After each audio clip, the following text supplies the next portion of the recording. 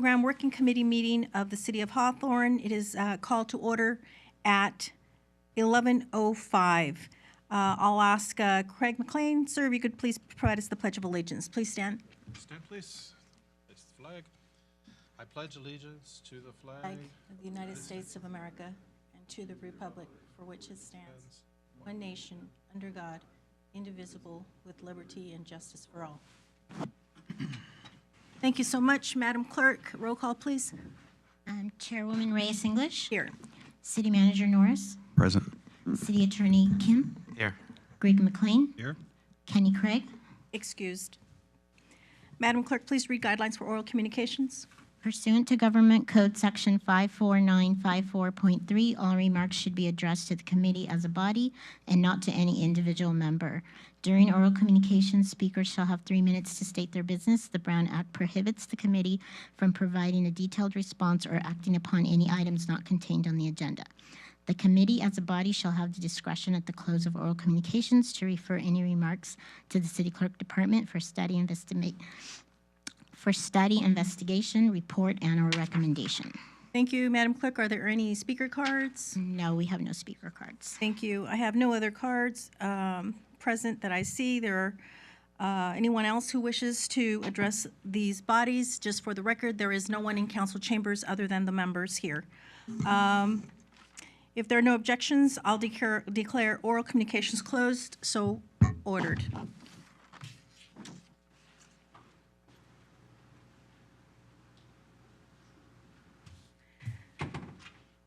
We'll go on to item number 3.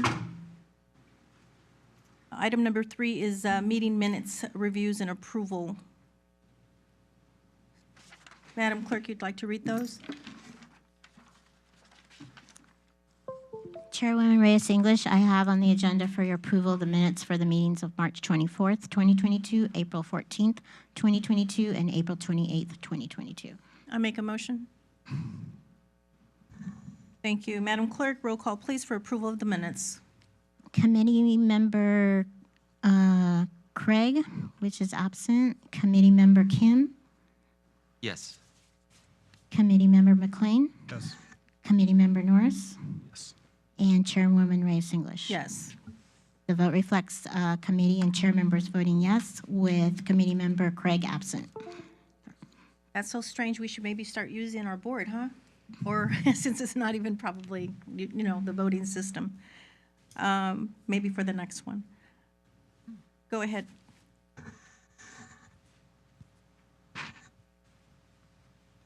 We had the votes reflect committee chair and members voting yes. Item number 4, please.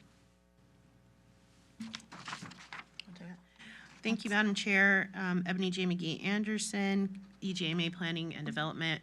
We're going to go over the sensitive use map that was prepared by the City Planning Department, looking at those sensitive uses we have previously identified, and I believe we both did them at the 150-foot radius, as well as a 500-foot radius buffer. And we have that up on the screen getting set up now. So Greg, if you wanted to walk us through the layers on here, perhaps. I can't quite see them from my angle, but I think there's the sensitive uses are there on the legend, and then there's the zoning, I believe. Yeah, the zoning has been simplified to show residential, all residential is shown in yellow, all commercial is pink, and industrial is gray. The blue are schools. We've removed, no, I'm sorry, we have not. So there's public schools in light blue, private schools in dark blue, and they are all shown with a 500-foot buffer, and parks are green, also with a 500-foot buffer. Then there's 2 kinds of daycare, but they're really quite small, so those are just the orange ones, and the distinction is hard to tell, but those are shown with a 150-foot buffer.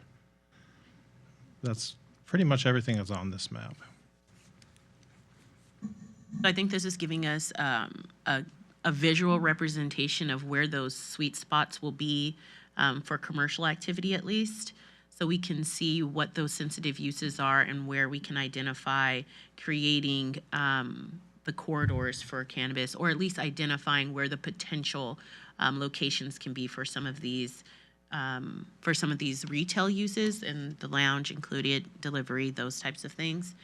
You can see that, or from the map, that a lot of these things are clustered together. So we just wanted to open the dialogue up about the buffers, the 150-foot sensitive use buffer, and then keeping the 500-foot buffer at the schools.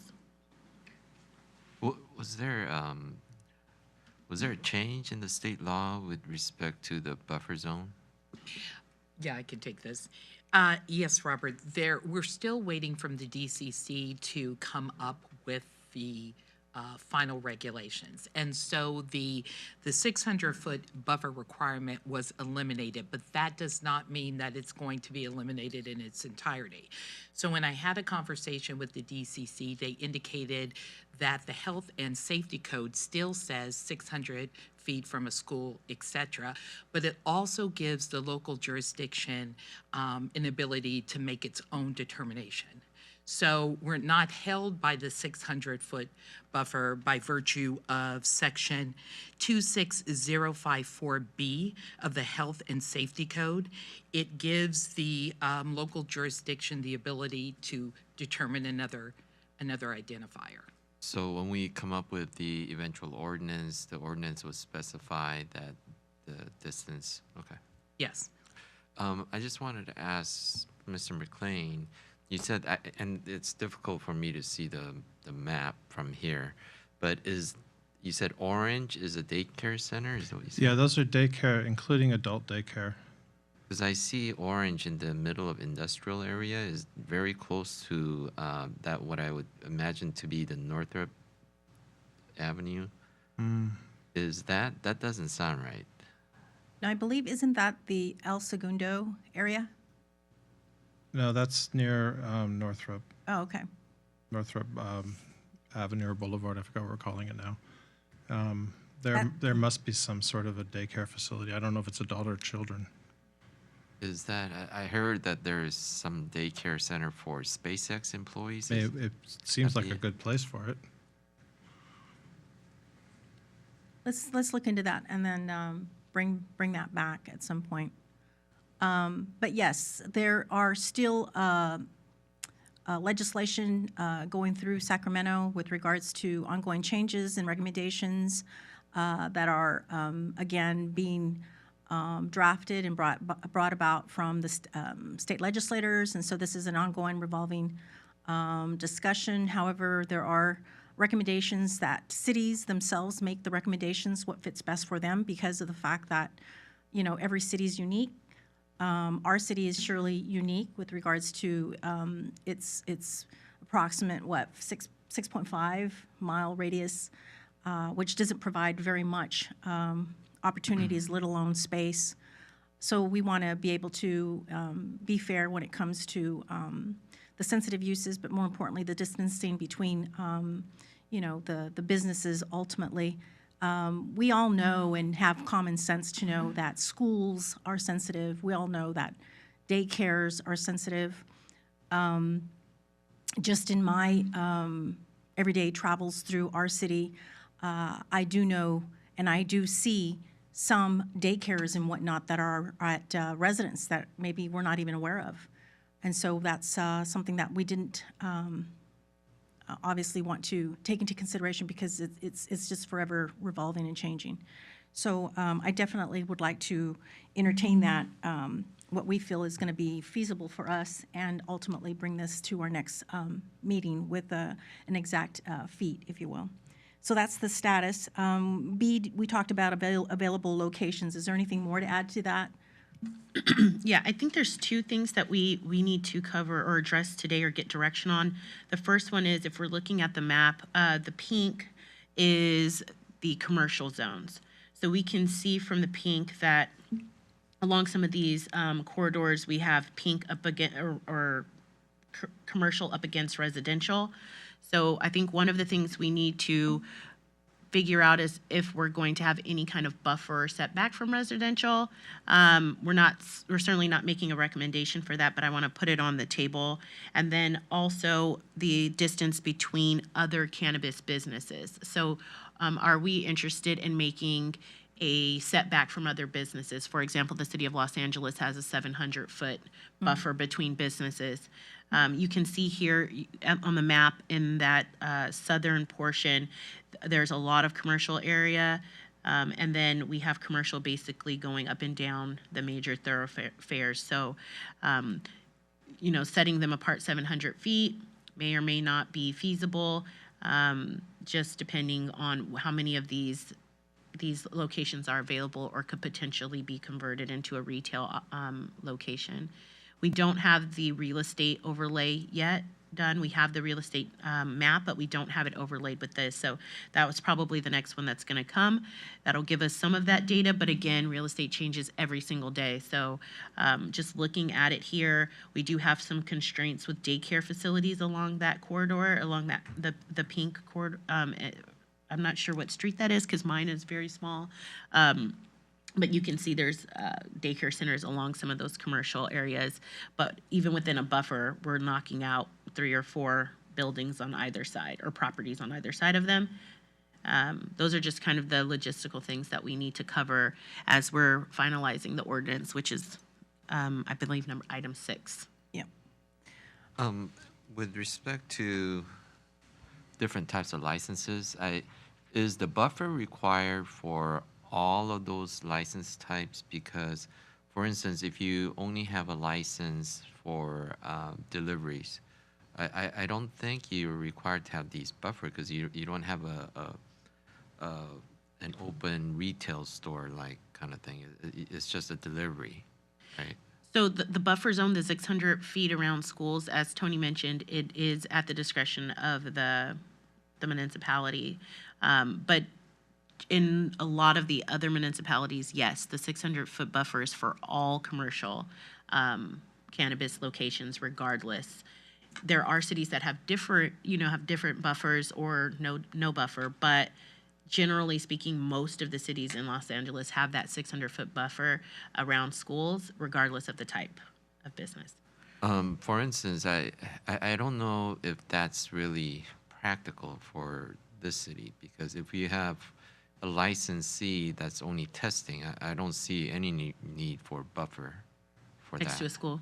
Yeah, because it's closed and it's just a testing lab facility. So those kind of things, I would think that it would be more appropriate for industrial areas, but I don't see a reason for buffer for. So it would also, if you have a license just for manufacturing, it would probably be an industrial, and I don't think buffer would be a big issue. So I mean, it would add complexity to our ordinance because the council has voted to approve all types of license at this point. But when we're considering these maps, I think just by looking at it, I think if we're going to make this ordinance viable for any potential licensees, we should kind of allow some flexibility as well. And if it's unreasonable buffer zone is really not practical, I would recommend that we don't include that depending on the license types. So I'll make note that your recommendation is to create a buffer zone around schools for retail businesses or consumer facing, any brick and mortar Yes. businesses only. My recommendation is I think we could have a buffer zone, for instance, for industrial, but it doesn't need to be, 500 feet. It would depend. I think we could come to a consensus that, for instance, retail, yeah, you should have the full buffer from schools and sensitive zones.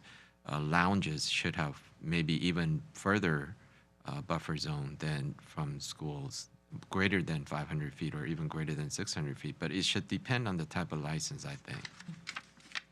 Thank you. Is there any comments, Greg or Vaughn? Are you both okay with that? Or Yeah, I absolutely agree with Robert. Recommendation. I agree with Robert's comment on that. I would also say that I'm not necessarily in favor of a 700 or any kind of long spacing between retail stores if it doesn't take into consideration across the street. So, for example, 700 feet is probably 2 blocks away, and on Hawthorne Boulevard, 2 blocks away and across the street is really quite a distance, you know. So if there are 2 retail shops across the street on Hawthorne Boulevard, they might as well just be in different zones. I mean, they're just in a totally different neighborhood. Right. So that shouldn't be a factor. So crossing major boulevards it should not count as part of that buffer. And I know it gets complicated, but nobody's really going to feel the need to cross all that traffic. Yeah. I'm for the recommendation that you made, Greg, with regards to 150 feet. And then we all know, if maybe not all know, but just to provide a little education to the community that's maybe watching, Mr. Robert Kim emphasized a testing license, which is, that's all they could do, is test product. They can't do anything else. And that's a recommendation from the state, and it's mandated by the state, and everyone knows if you get a testing license, that's all you could do. And the reason it was brought to the council and agreed upon was for the simple fact that there aren't any testing locations in the South Bay area. They're all in Los Angeles, and some are hard to get to. So I'm glad that we made that recommendation so that we could assure product is safe and good product. Just like you have testing for pharmaceuticals, just like you have testing for, consumption of alcohol and other products, it's no different. But yeah, I agree with what was said here today, and if we could bring that back so we can make a final recommendation and approval of that. I'm going to go on to item number 5, is the presentation to the City Council. Ms. Anderson, if you could go ahead and proceed, please, with regards to status. Yes, we are still working with MGO. We had a meeting with them last week to get some more of that data. They're data crunching on their end.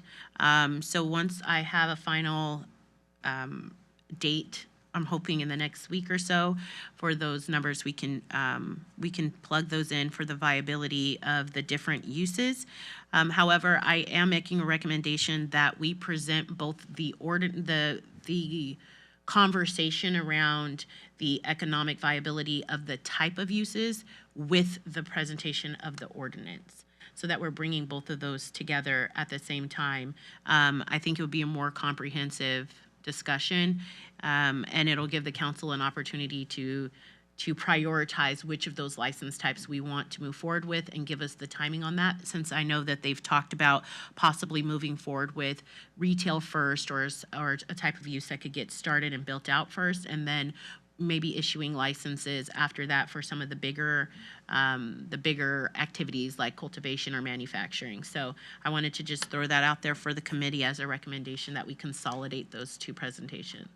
Yes, and then also, speaking on the economic viability with regards to retail, just retail, I think we have to come to a consensus on this board as to how many that is. That's right. And to be able to get to that point, we have to be able to just say it and be done with it with regards to licenses that will be provided for retail, go with the ordinance there, and then ultimately anything else that was recommended by the council for other licensees.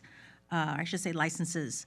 And so I'd like to, at some point, again, at the next meeting, come up with a number that we're looking to recommend and make the recommendation with regards to retail.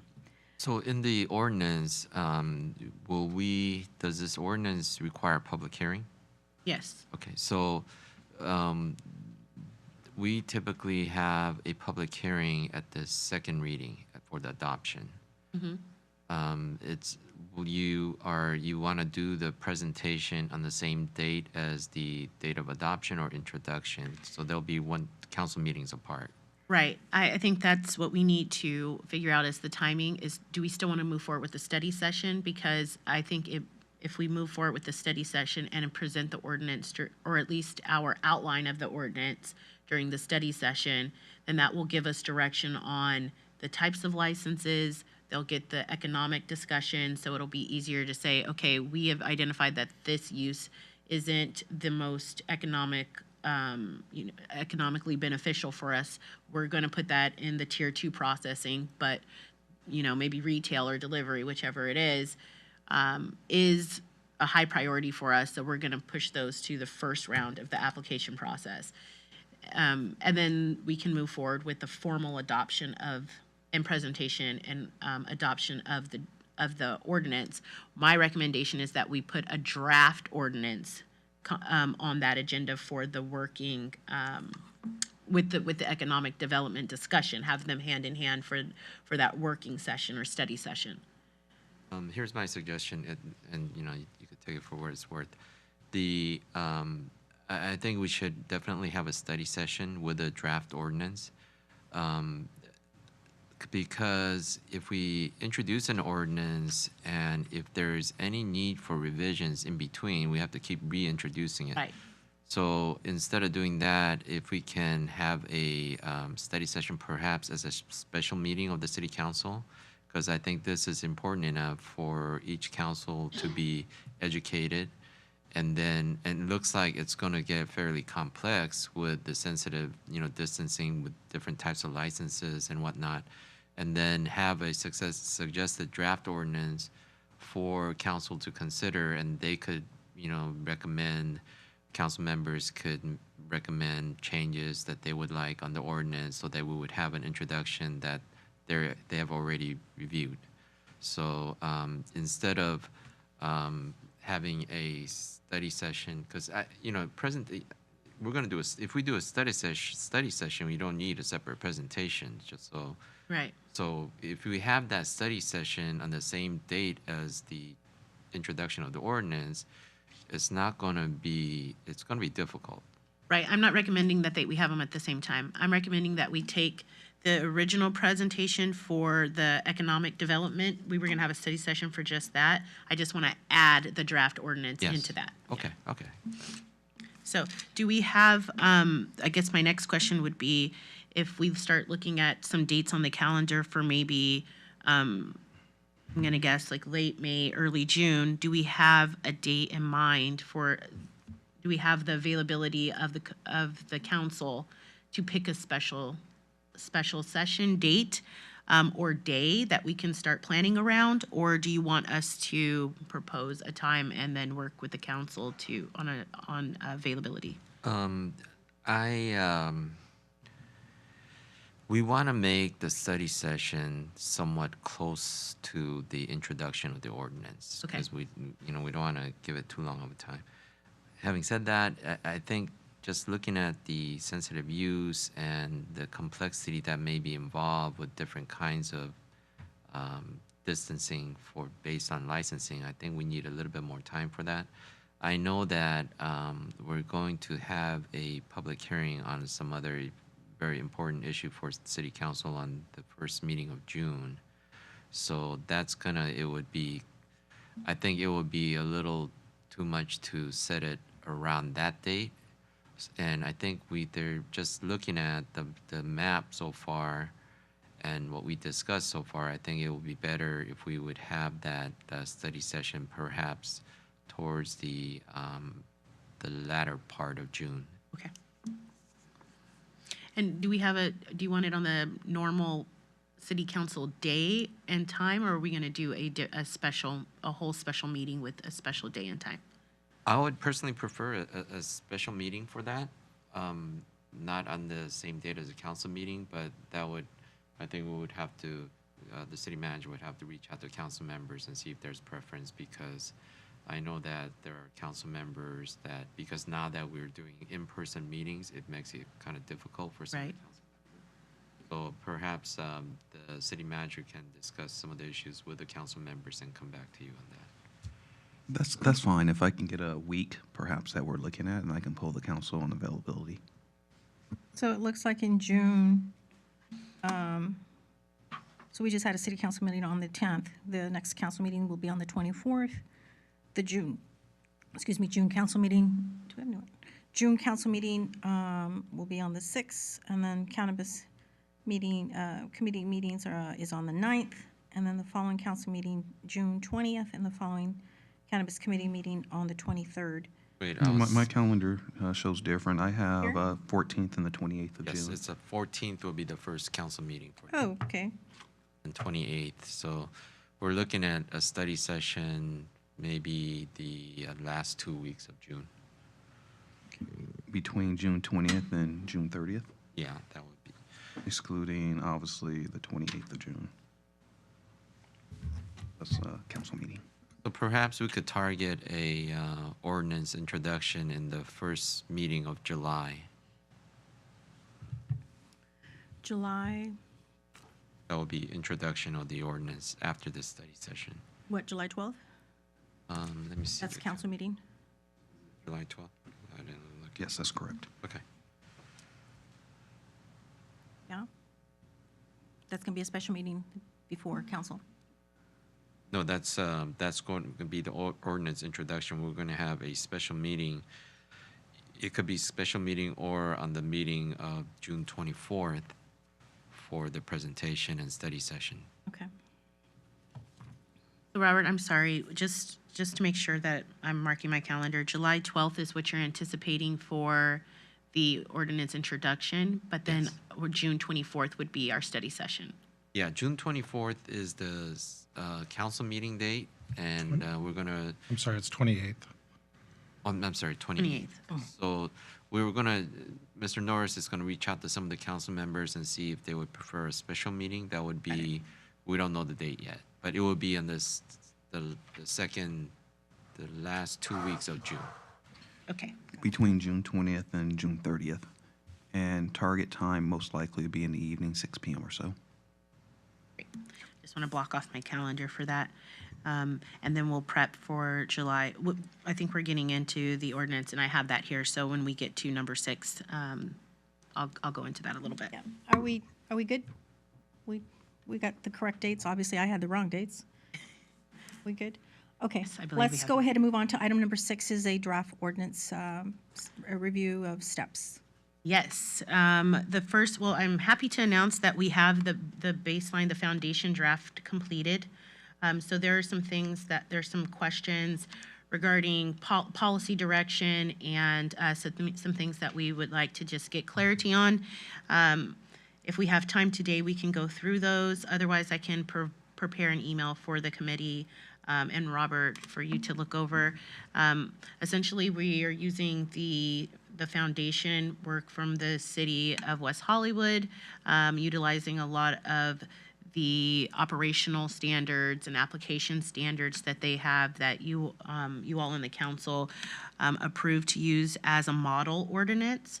But there are some things that we have talked about that are Hawthorne specific, so we're going to need to get direction on that and get some ideas from the committee. I can go through the handful of things that we have initially, if we have the appetite to do that today, or I can prepare something for the next agenda if we want to go through those more thoroughly. Are they a lot? We probably have about 6 or 8 questions for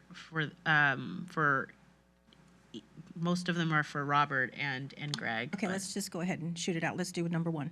Okay, so the first thing that we need to just figure out is, do we want to make sure for the application, all of the application information, and again, I will send this by email so you have the actual requirements, but business applications and business licenses versus any other type of special or use permit that we're going to have. So this is a Greg question, but I'm assuming that all of the businesses are going to have to get a business license, and then also we're going to have to create some type of entitlement that they're going to get. And so that's the question for you, Greg. And you may not have that answer right off right now. I understand that, but that's just one of the things that we're going to have to address. Another one is a physical location. Have we decided if we're going to require a physical location to apply? We discussed this in detail in the beginning, but we haven't got formal direction on that. The city of West Hollywood did not require a location to apply, but they did require a location to actually get anything issued. So they gave you a time to apply without any location, but in doing so, you weren't able to provide renderings or all of the other requirements for the application. So for a retail location, for example, that would be very difficult to do, having renderings of a building that doesn't exist. However, for cultivation or manufacturing, those requirements aren't there for a lot of the aesthetic reasons, architectural design. So those would make sense to allow them to defer their location. But again, this is a policy question, so I wanted to bring it before you. And then the other thing is we have a list of requirements. One of them is to, if you do have a business property secured, or when you do, you have to have a notarized statement, and there's a long list of things that you have to demonstrate that you have control of this property. The city of West Hollywood allowed applicants to prepare this statement. My recommendation is that we create a form so that it is a template statement, itemizing everything we need to know and certifying that and have it notarized. So if we can take that recommendation, we'll get started creating that form. Number 4. The next one is another Greg question. We will need to make sure we have the current copy of the zoning clearance or zoning clearance form, and if you don't have one, that's something that we can definitely create. But as part of the requirements for application submission, we have to do some type of verification of their zoning and their zoning requirements. So the question is kind of twofold. Is there a form you would like us to include as part of this application packet? Or would you prefer that your staff handle that zoning review and they come to the counter and do it over the counter? Yeah, I'd like to see what West Hollywood did with that. So we could take a look at that and then bring that back. Okay, sure. Number 5. Okay. The next one is just to confirm that the background checks will be done at the police department. Okay, perfect. So we'll get with Officer Craig on that. And then one of the questions was the distance requirement. So it looks like we're going to stick with the 150. Is that the 150 for all sensitive uses? Or are we keeping anything closer for the schools? I mean, further, I guess, for the schools. I think the sensitive uses we were discussing was for retail, right? And then, obviously, there, like I had made mention, the common sense of the sensitive uses around sensitive areas, which include schools, daycares, those types of things. I think we had a list of those, and we agreed to that at our previous meetings. So then what we'll just need to do as part of the application package is just identify what those are and how they meet them. And then during the zoning clearance process, we'll also check sensitive uses. And I think once we have that form, with regards to what you just said, the list of requirements, I think that'll help us Help us narrow it down, right? narrow it down even further. Okay, great. This is a Robert question. The application scoring and review periods, the city of West Hollywood included in their ordinance those exact that exact timeline, how long it takes for us, them to review, who's reviewing, when you'll get notified. With that in mind, thinking about the selection committee, is that a process that we should go ahead and identify here, what that process is going to look like in terms of scoring and review and the application period? Or is that something you would like the other committee to develop, that timeline for review and selection? You know, when I envisioned these 3 committees, so this is a licensing committee, I think, will be taking up on this issue. So my recommendation is that we set up as much as possible through this committee and then forward it to the licensing committee. And of course, it would all have to be approved by city council, get the city council's feedback, but make it so that it's not a closed type of fixed rules for them. So if, for instance, that if a licensing committee feels for one reason or another, a situation comes up where they feel that there's a need for a little bit more flexibility or additional time, that they would have the authority to seek that approval from city council. But for us to set up as much guideline as possible for all the committees. Okay, sure. So I'll note that we'll create guidelines, but ultimately give them the ability to request additional timing if needed. Okay, Or perfect. ultimately to be decided by the city council, to be approved by city council. Sure. So I'll add that language in there. So just to reiterate, the committee, this working group committee is going to make the recommendations through collaboration, right? Through the consultants and this board with regards to the selection. And then ultimately, the city council of all would have the last say with regards to what those selections are and how many, correct? Yeah, so all of these categories of items that we need to discuss, we should have it worked out. And we may not be able to complete all of this in one meeting, but have this worked out as thoroughly as possible so that we have a set guideline to, if licensing committee will need it, provide those guidelines for them. Right. And so today, what I'm hoping to do is just get some of these quick answers done, and then I'll send you over. I'll update this version, and then I'll send it over for everybody. So then we can have a deep dive at our next meeting or the meeting after that.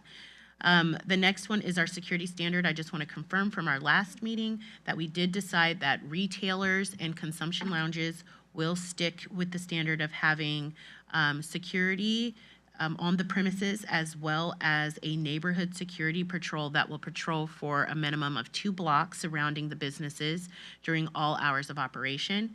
The questions I have are for the actual retail locations and possibly lounges. Are we requiring 24-hour security or just while it's open? And then also, we had a conversation about armed versus not armed security. So I want to just clarify if there's any exceptions or if we want everyone to be required to have armed security. And then I know we talked about some exceptions for social equity applicants in our social equity program around having 24-hour security or armed security, creating some type of options for them considering the price point of that. On that, I don't think that we should require 24-hour security. I think it should be just during while they're operating. In addition to that, in terms of armed security, the on-site location, I think they should have that option of having armed security, and probably should be recommended that they do. In terms of the 2-block radius, I don't think we would want a armed security guards walking around 2 blocks of this area, carrying a gun or whatnot. You would prefer unarmed? I would prefer unarmed for Okay. that area, for 2 blocks. Yeah, and if I could make that same recommendation. So during working operations, obviously, security is the top priority. And we visited lots of locations, and again, not trying to change it up, but what works, right? And I agree with regards to armed, and I agree with regards to our police obviously is already doing patrolling, so there's no need for additional, security with regards to the Armed. perimeters. And then, very important, security is very important. And with regards to the social equity, I think we just need to come up with a number with regards to what that looks like, how many. And I'm really not trying to provide those that are trying to get a business license, social equity, to be reliant upon the city to secure their facility, let alone their business, okay? So I know there's been a little discussion about how our police could assist in that, but it's not longevity, and it's just temporarily. And again, once the business gets started and once the business gets going, it takes some time. However, there should be a plan put in place, a business plan put in place to assure that their business is fully secured, just like any other business. But yeah, thank you for that. If you're asking if under this 8th category of security, are you, is social equity to be treated differently in terms of security requirements? Is that what the question is? Well, one of the conversations that we had at our last meeting was creating some type of relief for them if we had a 24-hour security requirement, or if we could use the PD to help patrol some of these corridors of businesses until they, get off the ground. And I think what we're saying now is maybe we'll have a certain timeline for when the police department can help do some of the overnight security or patrolling until some of the businesses are more mature, and then they would be required to meet the same standards as the non-social equity. That, I don't want to put that in an ordinance requiring the police department to patrol certain areas because of this business. I think that is, we would need to have a discussion with the chief of the police department, whether it's even feasible. I know that the police department right now is undermanned, so it's, I know that they have different shifts, and it's not like they have abundance of patrol officers to constantly, monitor these stores. So I don't know about requiring police as part of the security provisions, because West Hollywood doesn't have that, right? They don't require the police department to be involved with any specific patrol of these stores. So West Hollywood also doesn't have a social equity program. Right. So let me just make, and I get what Mr. Kim is saying. Not only is he our attorney for the city, but what is, something that we don't want to ultimately have another role that, we don't need to be in. And a lot of these businesses, cannabis businesses, actually prefer police actually not be involved and provide, their security. But I think what was said at our last meeting, if I'm correct, and unfortunately, our board member, Sergeant Craig, is not here, but he provided some insight. He provided a little bit of information there. And it was just simply said that perhaps if we have a social equity business that needs some help to assure, right, during business operations, just like the others, of surveillance or security, that the police department could provide some information, could provide some assistance with that. So that's the discussion that was there. And it was not for all of them. It was just specifically for the social equity, those that are trying to get a business license. But, yeah. And just to piggyback on that, one of the things that I have in my notes from Officer Craig was that the community patrol, I believe the police department does some level of that anyway. And so when we're talking about social equity businesses, initially we were talking about 24-hour security for retail. But if we're not even requiring them to do any of the businesses to do 24-hour security, then that's going to alleviate most of the burden anyway. But I do think it's a good idea to put on the radar. We have a map for the police department so that they know where these businesses are and add them to their already existing patrol. Just to keep an eye out overnight, that probably would really be helpful for a lot of the businesses. But if we're not going to require 24-hour security for any of the businesses, I don't think we have the same burden that we were discussing originally.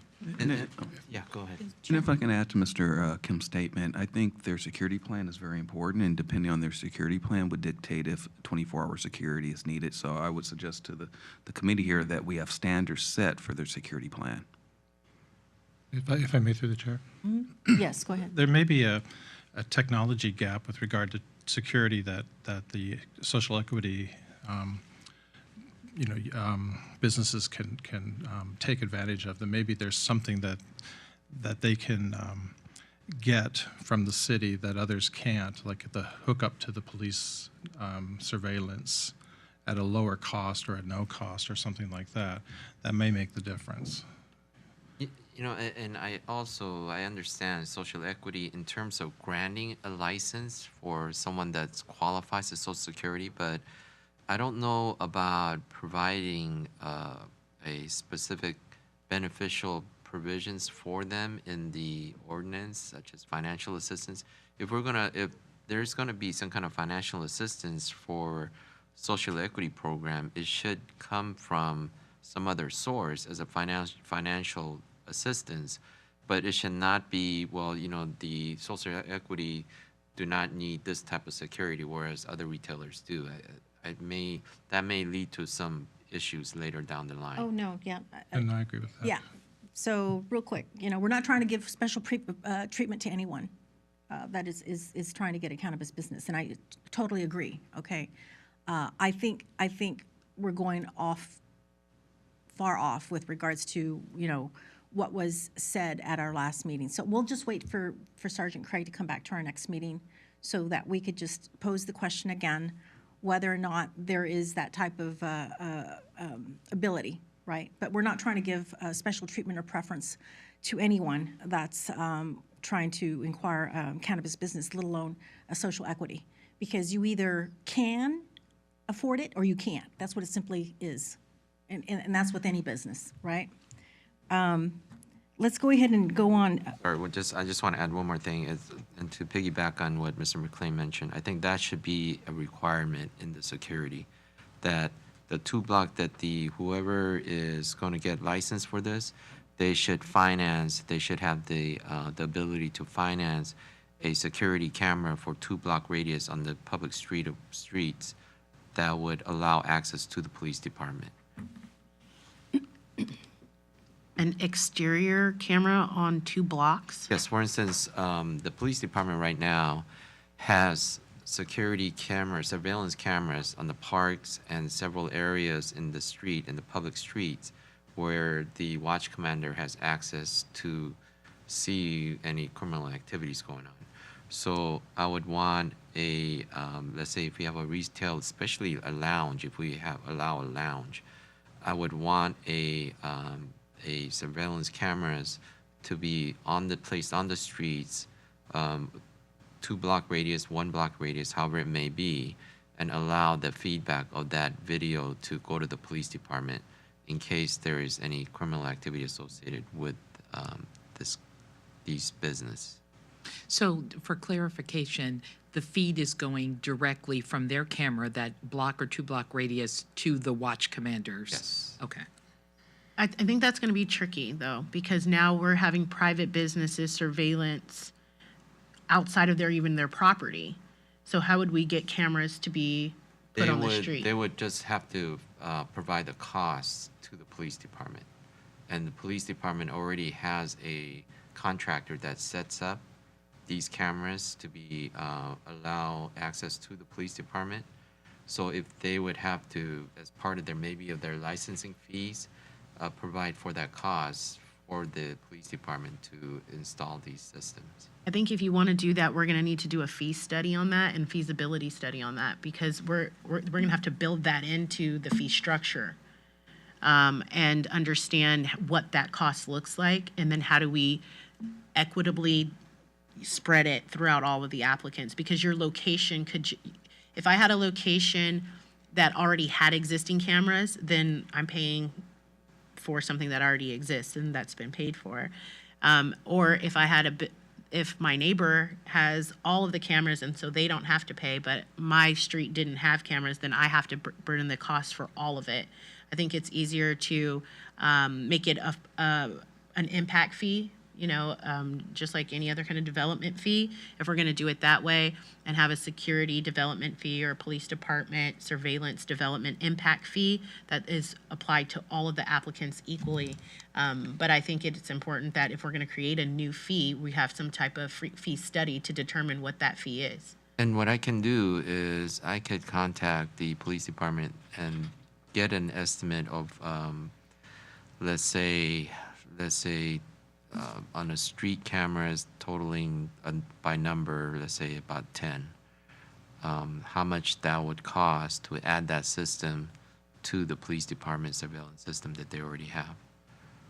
And for clarification, is this fee dependent upon license type? So the testing person would have to have this 2 block radius camera just like the retailer would? Yeah, it would depend on the license type. I'm more concerned about retail shops and the lounge if we have it, because the last thing that I would want is some increase in criminal activity due to these businesses. And although there's no, specific study that shows that it does, I just want to let people be aware that there are surveillance system, and if there is any criminal activity involved, that the police can respond. Not that they necessarily will. And I have a different take on that. And, I want to look at the West Hollywood ordinance. I want to look at some other ordinances. I mean, because this is a very, what word should I use? Vigorous attempt on a business that's just starting, if you will, here in the city of Hawthorne. I could see that if, say, for instance, we've been in production of cannabis business for a certain amount of time, maybe 2 years, 3 years, and then something happens, right? That then would require like the plan to change with regards to securing a building, a business such as this, right? I think we're kind of jumping the gun here a bit. And it's almost preempted as some of the discussion around city council with regards to not wanting to be sued, et cetera, et cetera. We're not trying to, scare anyone and make this a harsh reality, which regards to, trying to bring a business. Let's do this first. Let's see what that looks like, how it's operating, and what needs are needed at that point. But to require these types of businesses to provide this much security when they already have a security plan in place, I really want to take a look at West Hollywood, things that have been working, and then having feeds into the police department, all this other stuff. I think, I think at some point there's, I don't know, you're going to have to look at legalities, around that, whether or not it's intruding on their personal operations, business operations, things like this. So I think there's a lot of legal stuff that we need to look at that carefully.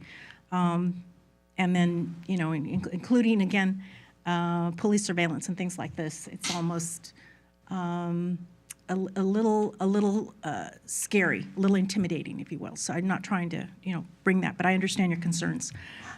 Let's go ahead and let's move forward with regards to, you've made all the recommendations. There's nine items that you listed for different departments to come back with, right? And ultimately come up with a decision. That was the draft ordinance. Let's go ahead and move on to item number 7 in regards to policies for the Oversight Committee. And this is a discussion with regards to what that Oversight Committee looks like, correct? Yes. Okay. So would it be similar to this type of committee where there's a 5-member? I believe there is. I think that's the basic framework. I think was set out when we. I believe their basic framework was set up when we drafted the resolution for this committee. So the intent of the oversight committee is to. I know in this type of business, either alcohol or cannabis, there is a lot of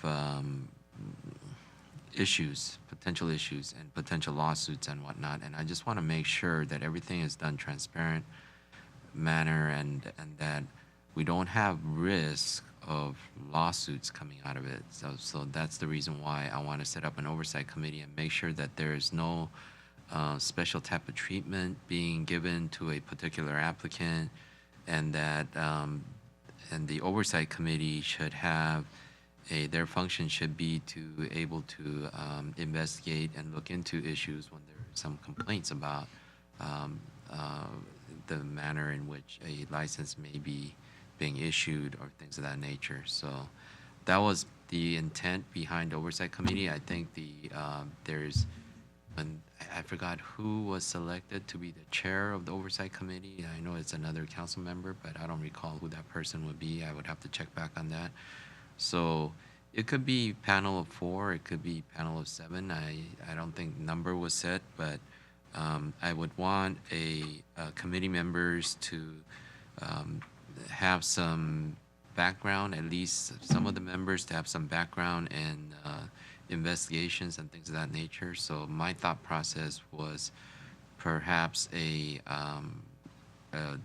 detective from the Hawthorne Police Department, or I could even appoint one of my prosecutors to be on the oversight committee, but I would want to give that kind of authority to the oversight committee in case there's a complaint of, let's say, this particular applicant is getting favorable treatment versus another applicant, for this oversight committee to be able to look into that issue and at least give a report to the council or whatever it may be that they may report to. But things are not completely worked out, and I think this is first time that we're actually discussing potential details of it, but I think at some point, we would need to discuss what the membership would look like in terms of the board and what kind of authority that they would have, and things of that nature, basically.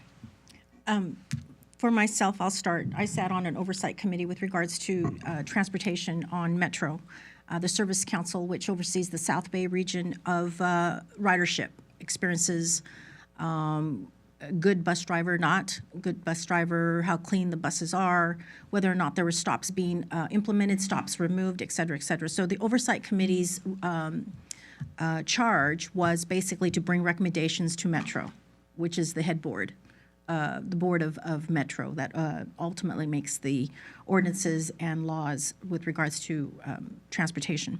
So the oversight committee basically would bring about recommendations whether or not a stop removal was good or not, whether or not, and we had audience participation because it's those that are riding the buses that brought their grievances to the oversight committee. So did that for 3 years. So I don't want to ultimately try and reinvent something that we're not familiar with, but use some similar standards that are being done today with regards to oversight committees on these other types of boards and recommendations, especially where the community and the public are the ones involved. When you said 4 members, would that include already the council member that's been selected? No, in addition. Okay. It would have to be an odd number. Yeah, I could see 4 members. The oversight committee being charged again with hearing from the general public if, say, there's a grievance or the complaint of a cannabis business, ultimately bringing the recommendation, right? A recommendation and or recommendation, oversight committee, whatever it is that they want to bring to the oversight committee, and then the oversight committee reporting back to, would it be the oversight, would it be this committee? Would it be bringing to this committee, or would it be bringing to who?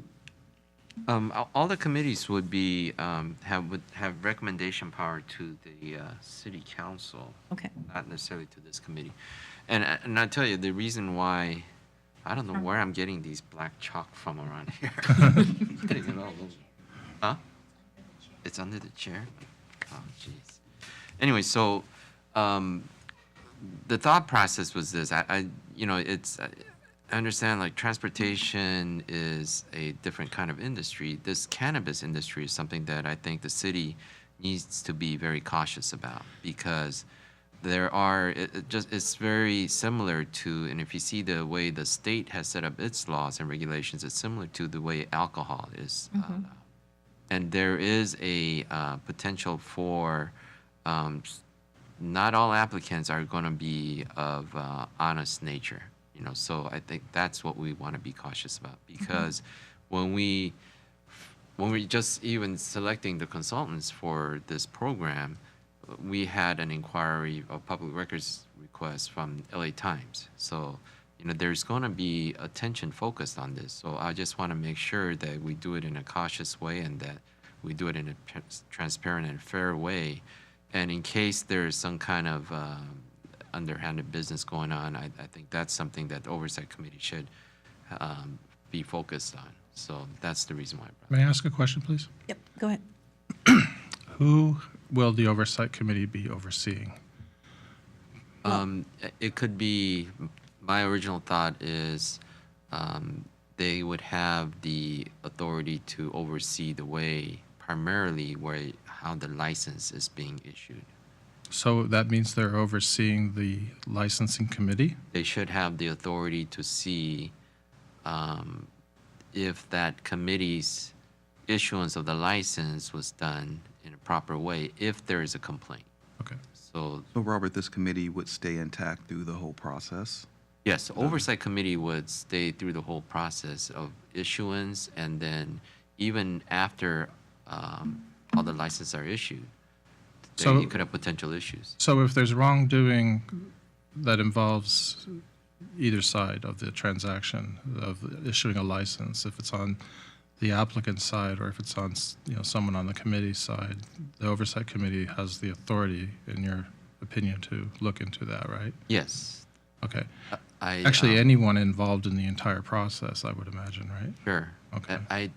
It's not like completely worked out, but I just want to make sure that there is a place for, let's say I applied for a license, and I felt that, another person applying somehow got a favorable treatment, and I make that complaint. I want to make that complaint. I want to have I want to provide a forum for them to address their complaint, because this is a new program for the city, and if someone has that kind of complaint right now, we wouldn't have a system of taking in that kind of complaint and looking into it. So where do you see that committee's role in relation to litigation?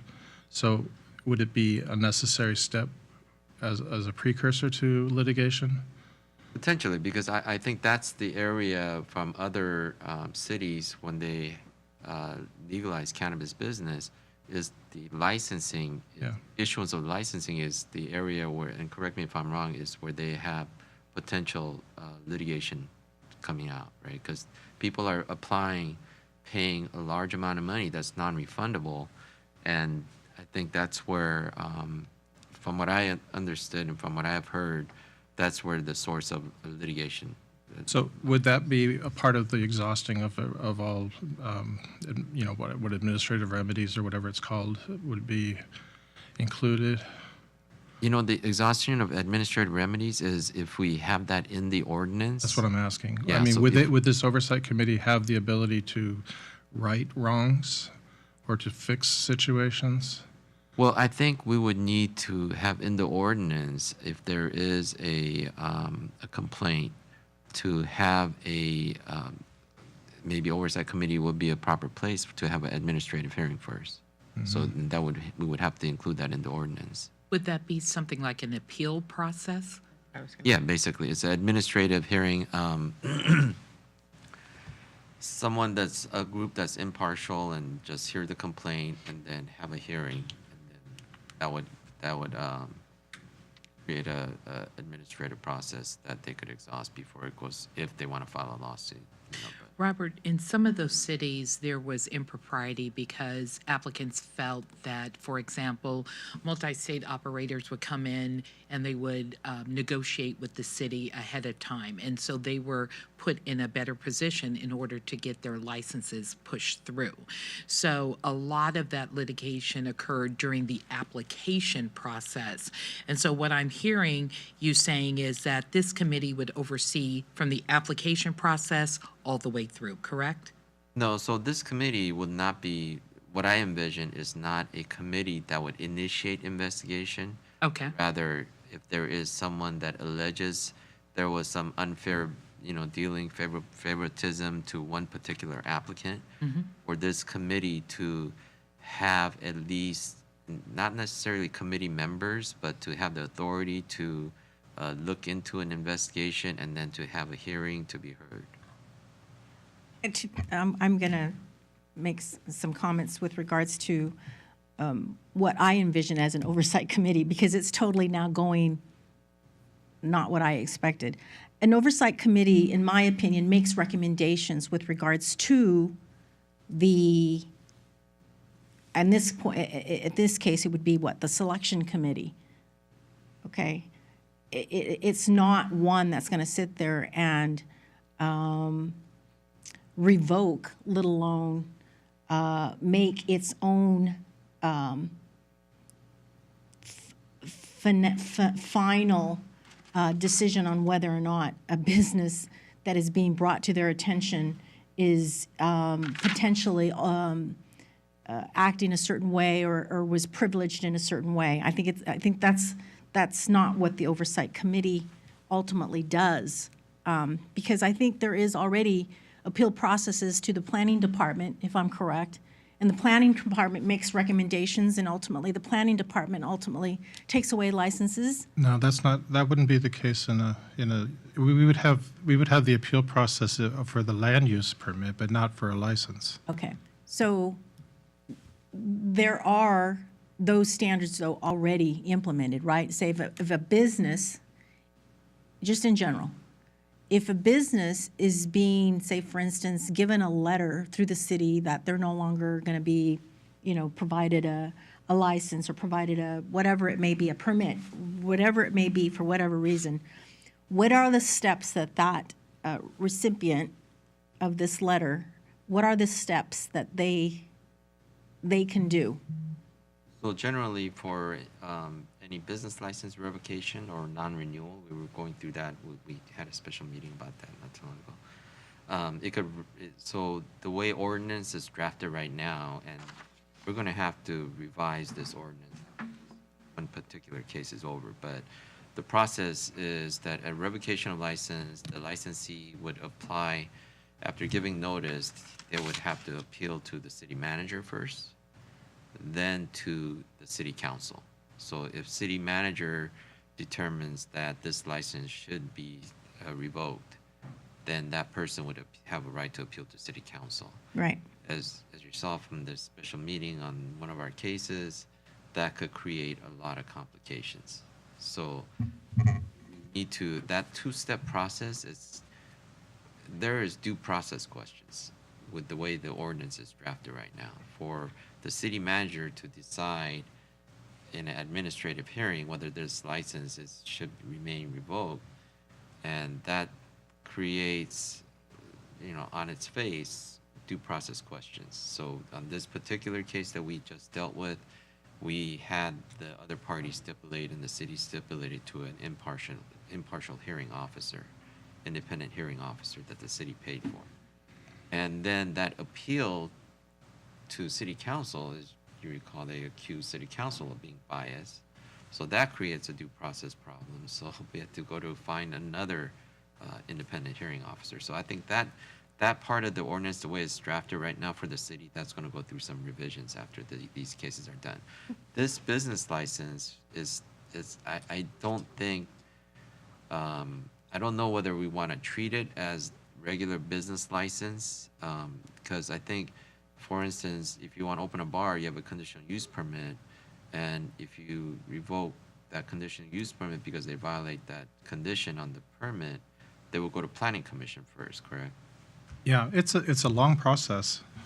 It depends on how we set it up, though. Yeah, it could go to planning commission, but Can I? this is something that may potentially sorry, have, Greg. have some more serious criminal implications. And Right. so we'd want something a little faster, I think, right? Yeah, again, an oversight committee is made up of, at this point, we're saying 4 members that listens to community, that has an issue, a problem, a concern with regards to this new cannabis program that we have in our city, right? They bring their grievance to the oversight committee, whatever that grievance may be. Now,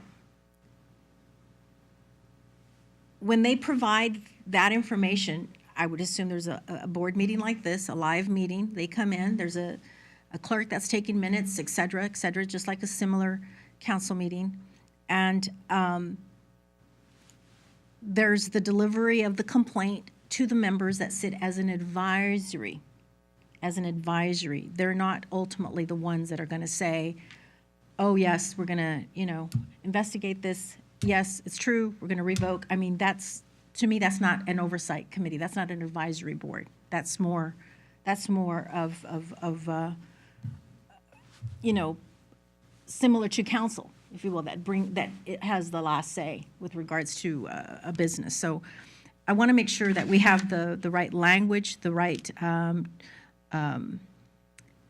charge that the oversight committee is ultimately responsible for. So again, I'm going to reference other cities that have oversight committees, what were their scope of work, what did it look like with regards to the members' selection process for the board, and whether or not it was throughout the years of them having cannabis in their cities, or was it just for a set period of time in a recommendation process committee? So let's take a look at that again and bring that back. But I understand what you're saying. Mr. Kim, I do understand. Did you want to say something? Madam Chair, Mrs.? yes, please. Just quickly, I think in terms of the oversight committee and all, and the licensing committee, at some point, and I'm not sure if we'll do that here in this group or if this is a city council discussion, but I think it's important that we create those standards relatively soon as we're moving forward to the ordinance and not necessarily put them as part of this ordinance. But I do think that the oversight committee should look at, if we're gonna have them in advisory capacity, look at various issues that might come up through these grievances or complaints, and then including process procedure defaults. Were standards met, the standards that we've created for this licensing committee? The oversight committee should ultimately oversee the licensing committee. And how those licenses are being recommended.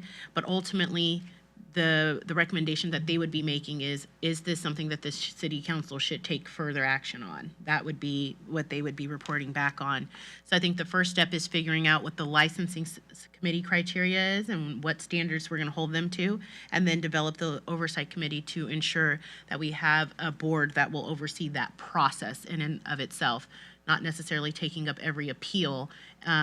When we're talking about what this looks like in terms of entitlement, we've already identified that we're gonna have a normal business license like any other business that's required, and then we'll have some type of use permit, whatever that is.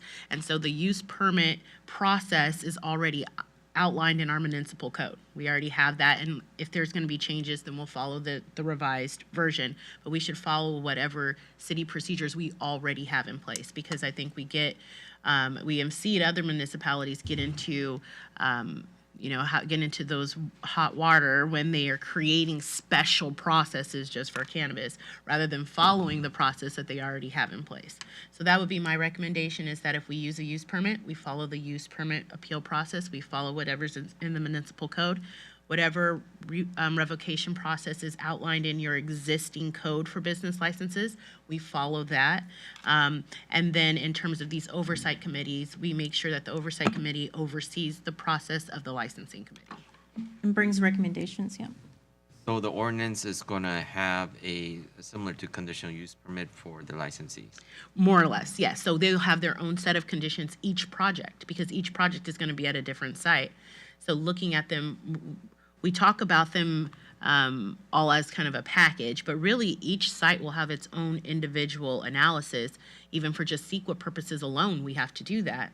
And so we are going to be issuing them some type of use permit, and we should, and in the ordinance, the draft that you'll see, there's going to be a new section of the zoning code that will have these permitted uses and what type of entitlement they require. So the way the city code is for conditional use permit is planning. This is a new industry to be added to conditional use permit. But in this, a licensee is gonna have a conditional use permit and a business license. Some type of use permit, if it's a conditional use permit or whatever the code calls for, and yes, a business license like any other business of this nature. Anything that could be controversial or something we didn't fully analyze in the general plan, any of those non-by right uses require some type of use permit. So we would have that. But I think we're talking about two different stages. We're talking about licensees and permittees versus applicants. So when we're talking about the application process, that's what the licensing committee and the oversight committee, once they've been selected and they already have acquired an approval for their project and secured a business license and that, whatever that use permit will be, we're now into municipal code, whatever it says, and following that for exhausting those administrative remedies. So in coming up with the ordinance, are we gonna have in the ordinance a provision for, let's say you have a business licensee with retail or lounge and you have repeat problems coming from this particular location? Would the ordinance have a specific provision that allows city to revoke their license? I think that's the code that we would, the language that we would keep in the code that already has that process outlined. If you violate any terms of your conditional use permit, those are conditions of your permit. So it specifies in your permit what that looks like, what those conditions are, and also how you comply and what happens when you don't comply. And then also, I think that's a conversation regarding code enforcement versus our city enforcement, which we talked about early on, that the city, we would help do some of that initial enforcement work and do, I think we said by, I think 6-month checkups that first year, and then annually thereafter, compliance reviews. And then we'll be training the city staff to do those as well. So they will already be as a term of their particular use permit. They're gonna have additional measures for compliance anyway. So I think that gives us the eyes, the monitoring there. But in terms of enforcement, they would follow that same process that's already been outlined in the code, because at that point, they're now a permittee, like any other business like a restaurant or any other business that has a conditional use permit. For me, I just want to make sure that we have all the protective steps for potential lawsuits, potential problems, including a licensee that's problematic, that has repeat incidents coming out of that location, and let's say somebody actually ends up getting hurt, then, I want to make sure the city's protected and we don't get involved in unnecessary lawsuits. And if this can be done through either oversight committee or however regulatory measures that we come up with in the ordinance, just want to make sure that it's very sealed tight for them. And that's why background checks are important. Yeah, and I think You can't do background check on customers. No, but I can't do background checks on customers, but ultimately, that all comes to light, whether or not they've had other businesses elsewhere or they've had issues elsewhere, but point well taken. But thank you for the clarification, Ms. Anderson. Let's go ahead and, so we're going to bring that back, right? yes, Okay. we can bring that back. We could bring that back for further review, exactly what that looks like. Item number 8 is the meeting recap and conclusion, all members and consultants. I'll start with our consultants. Is there anything more that you'd like to add, anything further that maybe we missed? No, I don't think so, but just to do our recap, if you don't mind, if I can go ahead and take care of that. We're gonna plan to have that special meeting and study session of the city council late June, and we'll get confirmation from the city manager on what those dates are, but we're looking at between the 20th and the 30th, and in the evening around 6 p.m. We're going to have a tentative date of around July 12th for bringing that ordinance draft to the council for introduction. So that'll be their first introduction or first reading. We are going to create some of the operational standards regarding security. We're going to flesh those out and update our baseline ordinance draft here. Again, just for the record, this is an internal working draft, so it's not something that we'll be posting on the internet or anywhere else to the public until we have a draft that can be released. But this is an internal working draft. We are not going to require 24-hour security or armed security. We'll let business owners make that decision as to whether or not they want them armed or unarmed, but we are going to keep the ordinance requirement to have a 2-block neighborhood monitor unarmed and specify that it needs to be unarmed. We're going to be looking at those distance requirements on the map and sensitive uses to come up with some potential locations. We're going to come back with another map with that. We are, for our retail businesses, are going to be the businesses that are subject to our buffer, our sensitive use buffers. We are not going to impose those buffers on every use, but particularly retail.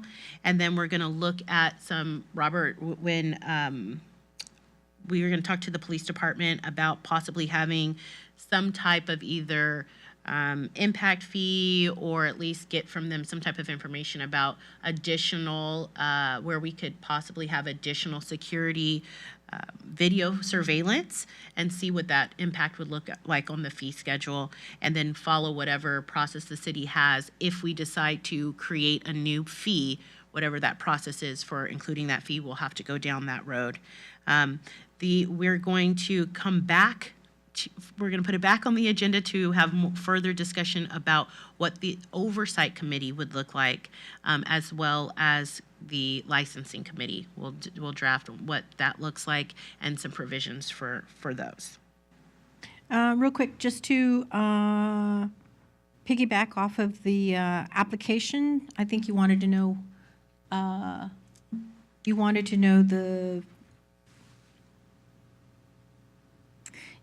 the physical location on the app, on whether or not, right?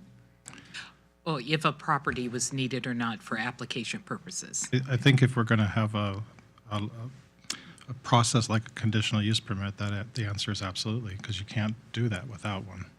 Well, the only way to do that is if we delayed it like West Hollywood did. Okay. So they had a two-part process. So those who had licenses or locations, they're going to be looked at with this set of criteria. And then those who do not have locations, they have to have one before we can bring them to planning commission for sure, because we can't do CEQA without a location. Plus, we did say that retail did not require the retail portion of it. And then you made mention of recommendation, the prepared statement. Right, we're going to do that. Okay. I'm going to create that form as well. And then the only other thing that we have on the agenda for next meeting, besides the policies for the oversight committee and the licensing committee discussions, is the number of licenses. So Right. we will make that determination at our next meeting. Our next meeting. Okay. Okay? Anything else? Vaughn? Nothing further. Thank you. Mr. Robert? So we have plenty of items to bring back for the next working committee agenda, right? Those are the items that we have. So we're gonna have the number of licenses per activity discussion. We're gonna have the policies for the oversight committee discussion, the policies for the licensing committee discussion, and then we'll have the draft ordinance discussion, because you'll have a copy of the actual foundation ordinance Oh, at the next meeting? at the next meeting. Oh, okay. Ms. Anderson, the questions that you asked in, tad bit form, are you going to send those out to us for review? I'm Okay, sure thank you. am. I'm going to send you a summary of those questions with the draft ordinance after we've revised it to at least accommodate the request that we've heard today. And then that way we'll have at least 2 weeks to look over it and bring forth any discussion items. Thank you. Did you have a question? I Go ahead. did. Robert, for clarification purposes, when we're talking about subject to buffer retail, that includes delivery, correct, or no? If they don't have a open front door or front window, whatever you may call it, I don't think that we necessarily have to have. Maybe we could talk about distance from, let's say, just purely delivery business, and I don't think we need the full 600 feet or 500 feet. So if they don't have an open window for like a retail business, then I don't think that full 500 feet is necessary. Maybe we could reduce it to 50 feet, something like that. Well, the locations that we went and visited usually are in the back of the business, and it's gated, secured, and it's them leaving with it, not Right. anyone arriving to pick it up. So, That was also retail too. yeah. So, I mean, we already determined the feet. I don't think there needs to be more feet just because there's a delivery component to it. So I just want to make sure. Right, Talking so, about just The only exclusive- difference is consumers cannot go to the delivery Correct. place. That's the Correct. They difference. cannot, right, correct. right, but I think what we're saying is that those sensitive uses, those that are identified on the map up there, are gonna apply to retail storefront. So meaning consumption lounges and retailers with customer-facing interaction. Business to business, not included. So delivery wouldn't be included because they are not a storefront business. Testing would not be included. None of those would be included for requirements. And then we also agreed that we're not going to have a specific distance requirement from one business to another. We can address that if it comes up Yep. if we get two that are next door to each other, maybe that's something we would address. Yeah. Think about, but we- otherwise- We don't want that to happen. Yeah, otherwise I think we're fine. So, Ebony, can we get the draft ordinance before, if as soon as you get it, because, you know, it's, if we put it on the agenda and we get the draft ordinance on the date of the meeting, we're gonna have to sit through and read through all this. Right, that's why I said I was gonna send it right after we make the revision, so Oh, okay. I within, didn't know yeah, that. so Okay. within, by Monday at the latest, you'll have it. Okay. And just real quickly to wrap up, item number 9 is the reports and recommendations, which I just heard that we just discussed right now, what that's gonna Correct. include. So everyone is in agreement here on the board and the consultants that will happen. And if there's nothing else further, item number 10, again, this meeting is nothing further. I just want to, again, there's nothing further? Okay. I want to go ahead and adjourn this meeting at 12:30. Thank you so much. Have a good day. Thanks, everyone. Thank you. Thank you.